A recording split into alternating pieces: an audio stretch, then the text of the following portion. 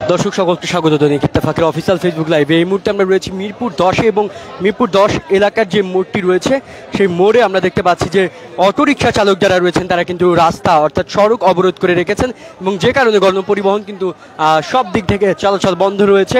এই মোড় দিয়ে কিন্তু আর কোনো গণপরিবহন চলাচল করতে পারছে না এবং তাদের কর্মীদের যারা আসলে অটোরিকশা চালাচ্ছেন তারা এক হয়ে কিন্তু আজকে এই আন্দোলনে শরিক হয়েছেন, বিক্ষোভ করছেন তারা। এবং তাদের যে বিক্ষোভ সেটির কারণ কিন্তু অটোরিকশা হঠাৎ করে অটোরিকশা চলাচল বন্ধ ঘোষণা কিংবা অটোরিকশা চালানোয় নিষেধাজ্ঞা দেওয়ার কারণে কিন্তু তারা এই আজকের বিক্ষোভটি করছে এবং তারা কিন্তু আগারগাঁওয়ের তালতলা থেকে শুরু করে আবার তারা ফার্মগেটের দিকে যেতে চেয়েছিল, তবে সেখানে যেতে না দেওয়া হলে তারা কিন্তু আসলে মিরপুর 10-এর দিকে এগিয়ে এসেছে এবং মিরপুর 10-এ এসে মিরপুর 10-এর মোড় যে আছে সেই মোড়টি কিন্তু তারা অবরোধ করে রেখেছে। বিভিন্ন স্লোগানে তারা কিন্তু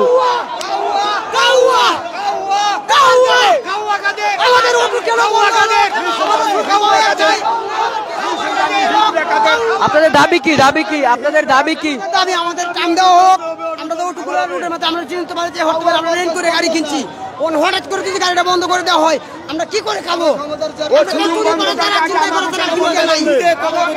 সমাধান দেওয়া আর গাড়ি বন্ধ করে দেয় কেন? অবৈধ বলে কি অবৈধ গাড়ি?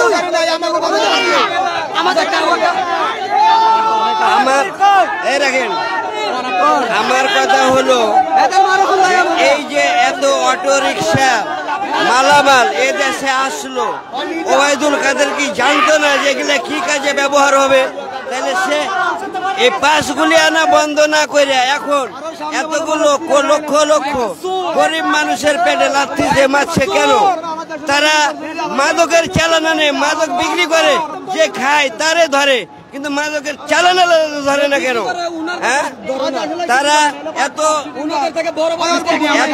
কিস্তিতে গাড়ি কিনা হলো, তাহলে এখন এতগুলো লোক যাবে কোথায়?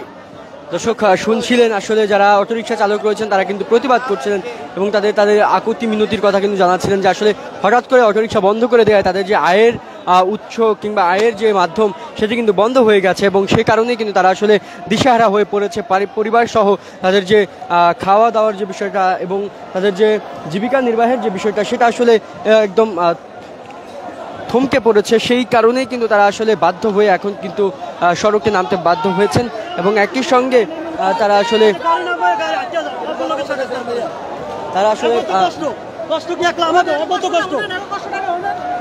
চলাচল তো বন্ধ, গণপরিবহন হেঁটে যাচ্ছেন, মানে কি মনে হচ্ছে তাদের আন্দোলনটা কি সঠিক নাকি ভুল? যেটা মনে করেন এত মানুষজন চলবে কিভাবে? একটা তো কর্ম দরকার। কারণ মানুষজন যদি রিক্সা চলায় যদি না খাইতে পারে তাহলে কি চলে খাইবো? তাদের কারণে তো আপনাদের হেঁটে যেতে হচ্ছে গাড়ি থেকে নেমে, এটা খারাপ লাগছে না? রাস্তায় আন্দোলন পালন করতে হচ্ছে না, আমাদের সাথে ওনাদেরও কষ্ট হচ্ছে। ওনারা অনেক কষ্ট করে রিক্সা নামাইছে, এখন চালাইতেছে। ওনাদের বাচ্চা কাচ্চা খাইতে পারবে না রিক্সা বন্ধ করে দিলে, ওনারা কি করবে? আপনারা তাদের সমর্থন করছেন তাই তো? হ্যাঁ, বললে যে খেলা হবে, এই কি সেই খেলা? কিন্তু এর থেকে বড় খেলা আমাদের যদি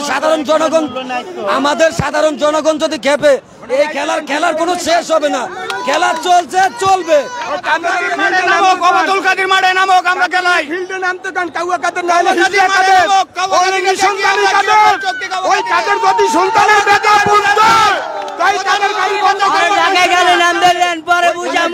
উনি একবার বলতে চাইছিল খেলা হবে, কিন্তু এই খেলা বলতে বলতে স্টেজ ভাঙে পড়ে গেছে। এটা আল্লাহর একটা নীলা খেলা। কারণ গরিব মানুষের পেটে যদি লাথি মারে, মারণ মালিক একজন আছে। রিক্সা চলবে আর যানবাহন চলবে, রিক্সা তো মুজিবার বন্ধ করে নাই, রিক্সা বলতে বলছে। আমাদের কেন কিসের জন্য রিক্সা বন্ধ হবে? ব্যাটারি চালিত বলছে, রিক্সা কোনো ব্যাটারি চালিত চলবে না। এক বাস চলে, বাসে ব্যাটারি চলে, হুন্ডায় ব্যাটারি চলে, প্রাইভেটে ব্যাটারি চলে, এবার এভরিথিং সবকিছু ব্যাটারিতে আছে। প্রত্যেকটা ব্যাটারি খুলবে এখন আমরা গিয়ে, প্রত্যেকটা ব্যাটারি খুলবে এখন আমরা। পারলে আমাদের কিছু করুক, এই লন ব্যাটারি খুলবে এখন। এই খেলাটা নির্বাচনের না। উনি যদি ওনার গাড়ি যদি সামনে থাকে, ওনার গাড়ির ব্যাটারি খুলে ফেলাবো আমরা। সরকারকে ধন্যবাদ বলি যে আমাদের কোনোদিন বলে নাই। কেন কাদের ভাই বললো যে আমাদের রিক্সা বন্ধ হবে? আমরা কি করে খাবো? আমাদের একটা কিসের জন্য আমাদের কেন বলবে যে আমাদের রিক্সা বন্ধ হবে? আমাদের রিক্সা কিসের জন্য বন্ধ হবে? আমরা খাই কামাই করে, আমরা নৌকায় ভোট দিয়া কামাই করে খাই, আমরা নৌকায় ভোট দিয়া কামাই করে খাই, আমরা কারো ধারা যাই না। নৌকায় ভোট দেওয়া নেই আজকে আমাদের। এই নির্বাচনের সময় এই কাউয়া কাদের হিজড়া কাদের ঘরে ঘরে লোক পাঠাইছে ভোট কোন জায়গার দেখার লাগিয়া। এই হিজড়া কাদের লোকজন 2টার সময় বলছে নৌকায় ভোট না পড়লে মারি হালাম উপস্থিত আগুন দিবি। এই আর ক্ষমতা থাকলে 10 নম্বর 11 নম্বর 12 নম্বর আসুক, পুলিশ মারার আগে খুন করে হালাম।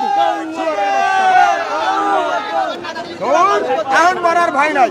আমাদের কথা হলো বাইরের মালগুলো ইনপক করছে গেলা কাদির মোল্লা, ও বাইরে থেকে ওই ইন্ডিয়ান মালগুলো আনছে, আমরা এটি ব্যবহার করতেছি, আমরা ট্যাক্স দিয়ে ব্যবহার করতেছি, আমরা মাংনা ব্যবহার করি নাই। ওই কাউয়া কাদের আনছে। আমাদের কথা হলো এই বাইরের মালগুলো আনলে অনেক অনেক ট্যাক্স পাইছে, অনেক অনেক টাকা নিছে। আমরা স্বর্ণ বদং দিছি, আমাদের কিস্তি উঠাইছি, ওই কিস্তি পরিশোধ করছি না। আমাদের অনেক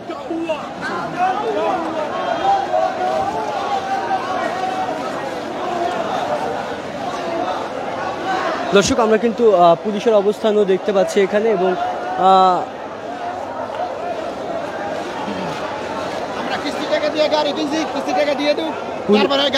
পুলিশও কিন্তু রয়েছেন এই অবস্থানে, এবং এই অবস্থানে থেকে তারা কিন্তু পরিস্থিতি সামলে নেওয়ার চেষ্টা করছেন। তবে এখনো পর্যন্ত প্রায় আধা ঘন্টার উপরে হয়েছে এখানে অবস্থান করছেন এইসব রিক্সা চালকরা। তবে এখনো পর্যন্ত তাদের কোনো প্রকার বাধা তারা দিতে পারেননি, এবং তাদের আসলে অবরোধ এবং তাদের যে কর্মসূচি সেটা তারা পালন করে যাচ্ছেন অবিচ্ছেদ্যভাবে। এবং কেউ শুয়ে, কেউ বসে, কেউ দাঁড়িয়ে, কেউ স্লোগান দিয়ে তাদের অবরোধ কর্মসূচি কিন্তু পালন করছেন।